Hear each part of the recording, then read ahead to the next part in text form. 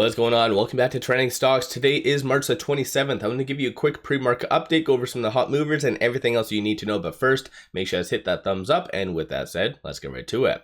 So starting off, there isn't any data points coming out today that's going to disrupt the broader market. If anything, it's going to be company-specific news and or their technicals.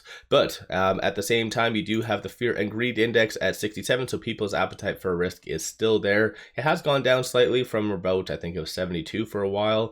So that's something again to consider, but the market doesn't seem to overly care all that much.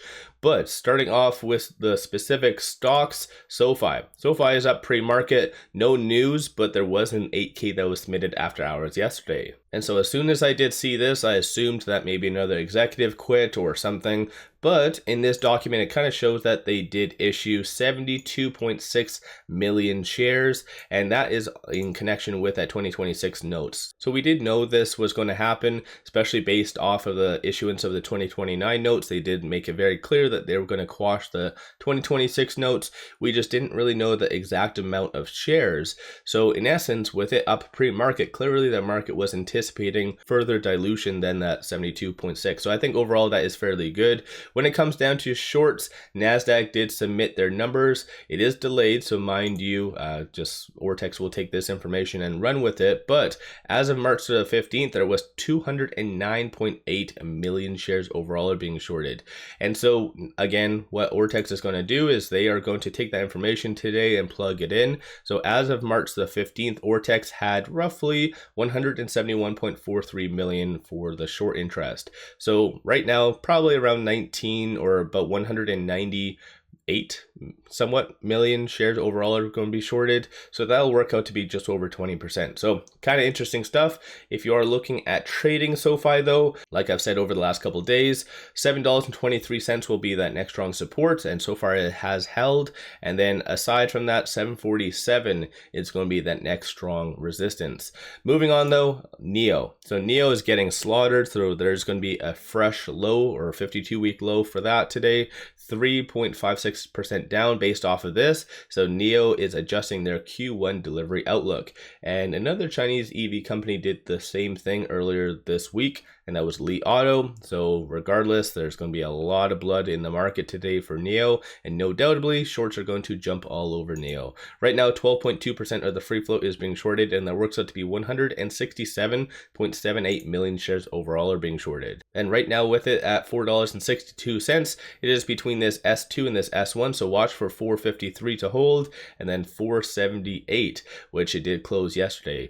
Based off the news, I do not anticipate it to get anywhere close to this S1, but I could be wrong. So let me know your thoughts on that. Robinhood did hit a massive home run. So I think they had an event yesterday. They unveiled a gold credit card and plus like a 1% matching plan. I know I'm not giving it its full justice, but clearly the market absolutely loved that. But as you can kind of tell as well, Robinhood has been doing absolutely phenomenal. So not really following the fintech volatility. It's been just making a name for itself. So pretty interesting stuff. Looking at Robinhood though, 5.88% of the free float is being shorted, and that works out to be 33.93 million shares overall are being shorted. And as of right now, it is above this R3, so you might see a natural pullback to this R3 of $20.47, but it is looking like Robinhood wants to completely break out from here. Moving on, PaySigns just put out their earnings. It is up 12.13%. This is what they do in case you are curious, so you can pause it and read through it. But this company is not heavily shorted, so that's kind of a positive thing behind the scenes. 3.71% of the free float's being shorted. Shorts aren't doing all that much. They're increasing about 6,000 shares right now, but 972.32 thousand shares overall are being shorted. And if you are looking at trading this with it at $3.80, it is above this R1, so 371 will be a strong support, and then 425 will be that next target. So ultimately, this will be a very interesting play. And last stock I want to talk on is ticker ALT. It is down 12.83% because of this right here. So they did unveil their Q4 and full 2023 earnings. This is what they do, so you can always just pause it and read through it. And as far as this goes, shorts are increasing about 249,000 shares. 26.2% of the free float is being shorted, and that works out to be 12.45 million shares overall are being shorted. If you are looking at trading this company right here, so with it at for $7.52, it is right above this S2. So 744, you'll want to watch for that to hold. And then when it comes to the 905, I don't see that being touched. So obviously this S2 is going to be key. So all in all, let me know your thoughts on all of these stocks. Is there anything else that you're watching, and potentially why? One final thing I just wanted to share with you though, make sure you guys take advantage of this promo. It is only available for a couple more days up until March the 31st. Simply sign up for an account with MULN, throw $100 at it, and you get 5 free stocks. Each stock is valued up to $2,000. So take advantage of this. Link in the description below and also the comments. With all that said, appreciate all of you watching.